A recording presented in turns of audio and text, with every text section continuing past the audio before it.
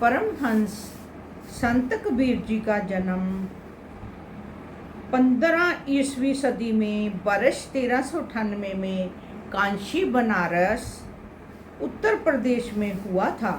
उनके जन्म को लेकर एक बहुत ही प्रसिद्ध कहानी है। वह एक शिशु के रूप में लहरतारा नामक तालाब में कमल के फूल पर प्रकट हुए थे और एक निर्धन मुस्लिम जुलाहा दंपति नीरू और नीमा ने उन्हें वहाँ से उठाकर उनका लालन पालन किया था। कबीर साहब फरमाते हैं, कबीर सोता क्या करे, क्यों नहीं देखे जाग, जाके संग से बिछड़ा बाही के संग लाग। शब्द बिना सुरत आंधरी, कहो कहाँ को जाए, द्वार न पावे शब्द का, फिर भटका खाए। लाख कोस जो गुरु बसै, दीजे सुरत पठाए, शब्द तुरी असवार हवै, पल पल आवे जाए। संत कबीर साहब जी फरमाते हैं, सुरत तब तक कभी शांत नहीं हो सकती जब तक उसका योग शब्द से ना हो जाए। संसार की अनगिनत शब्द उसे थोड़ी देर के लिए सुख दे सकते हैं, परंतु शांति नहीं दे सकते। सुरति के संपूर्ण व्याकुलता तब तक बनी ही रहेगी जब तक संत सत्पुरुषों की अपनी अवाकरण कृपा से प्रदान किए हुए नाम शब्द के साथ उसका मिलाप नहीं हो जाता। शब्द से बिछड़ी हुई सुरती ही हाहाकार करती है।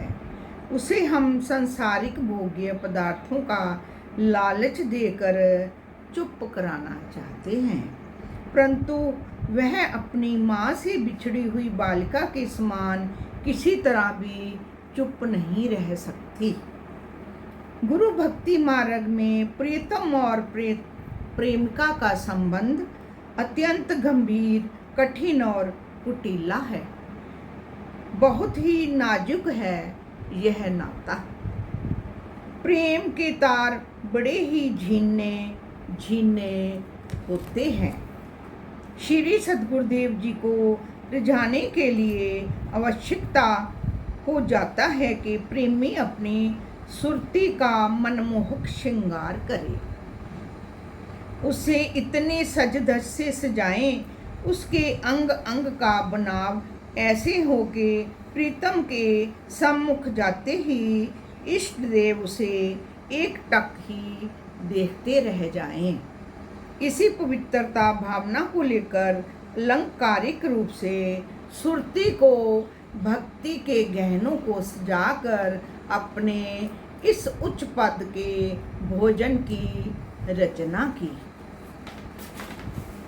कबीर साहब जी कह रहे हैं, धीरे धीरे रे मना, सब कुछ धीरे हुए, माली सींचे सो घड़ा, ऋतु आए फल हुए। कबीर साहब जी अपने शब्दों में बहुत वधिया ढंग नाल इन लोगों को, जीवों को समझाते हैं।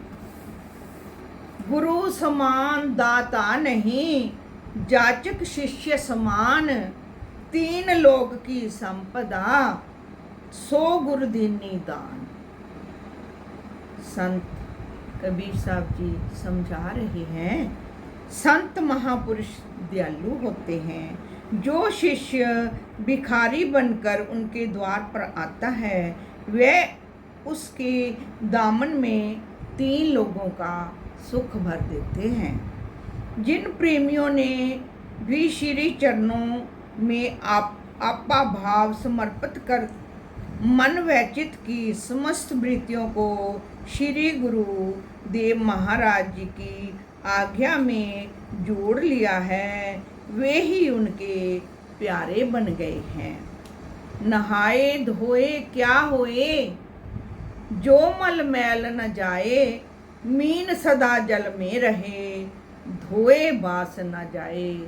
कबीर साहब हमारे को बड़े ही सुंदर ढंग से ये समझाते हैं, ऐ मानुष तू चंगे काम कर, गुरु नाल प्यार कर, मिल के रहना चाहिए। संत परम संत कबीर साहब जी को कोटन कोटन प्रणाम।